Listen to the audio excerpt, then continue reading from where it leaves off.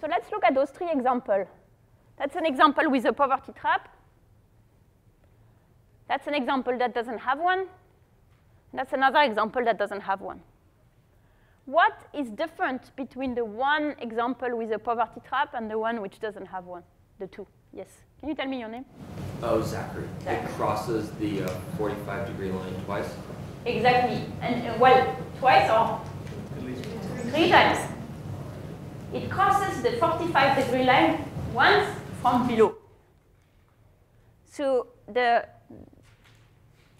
rule is that you're going to have a poverty trap if the capacity curve, or whatever is the curve between the income from work and the inherited income, crosses the 45-degree line at least one from below. That is, there is at least one unstable equilibrium where you're crossing from below. And that is necessary for having a poverty trap. So what you need, in other words, is to have a zone where income is accelerating, and this zone must be at a place where the income was relatively low to start with. And it needs to accelerate enough that it's becoming high to start with. In other words, there needs to be a zone where if you're below this zone, you're making less tomorrow than you started from today. And when you're on the right of this zone, you're making more tomorrow than you started from today. And you need to have this point. Otherwise, there is no poverty trap. All right? So that's the mathematical expression of it. And now, in a sense, the game that we are going to play all over this class is to be looking for, are we in this situation where whatever is the relationship between income today and income tomorrow crosses the 45-degree line from below, or are we not in this situation? And now we are in a much better position to ask the question that Zach asked at the beginning of the question, which is, are we really believing that there could be a poverty trap based on food? I didn't want to answer his question to start with because I needed some time to specify the question in a much more precise way, which is now we can re-ask the question and say, is it really possible that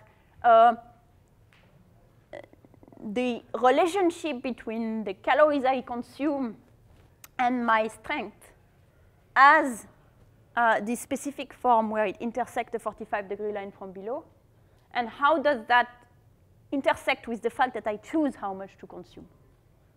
Because of course, if there is indeed a strong relationship between work capacity, between the calories consumed and the work capacity, then people should try and get out of it by eating as much as possible when they're very poor. So to the extent that people can choose how much to consume, how much food to eat, they should eat more when they are very poor in order to try and pull themselves to the right of this point. And when they're richer, then it wouldn't really matter. So they would eat less. So that would create a force that goes against an S shape for the capacity curve. So we have to see, and that goes back to your question, where do you get it from? Well, we get it from looking at the data and looking at to what extent people who have more money eat so much more, and to what extent people who eat so much more are so much more productive.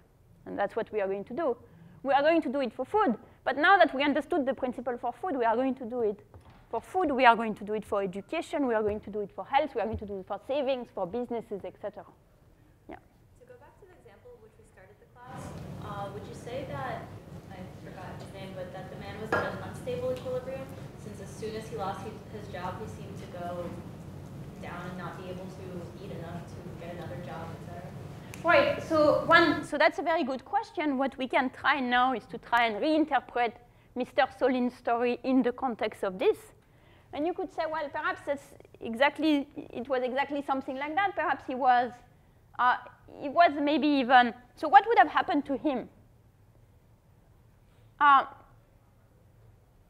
Let's see, I want to, oops.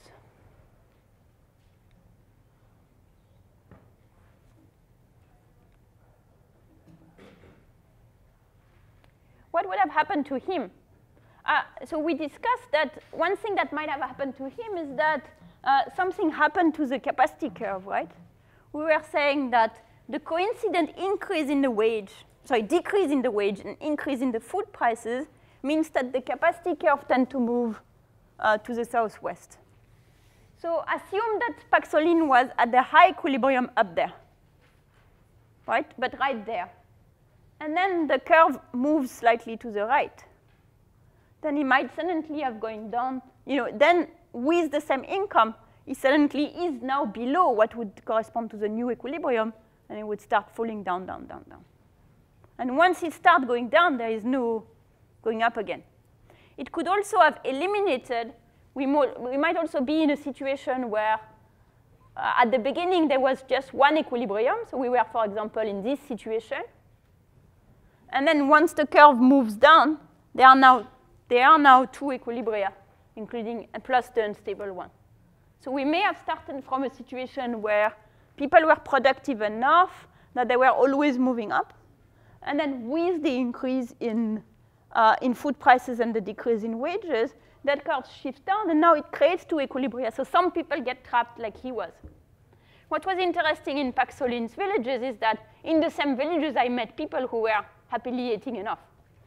So it seemed that there was both kinds, which seems to make you think that there was these two things were coexisting.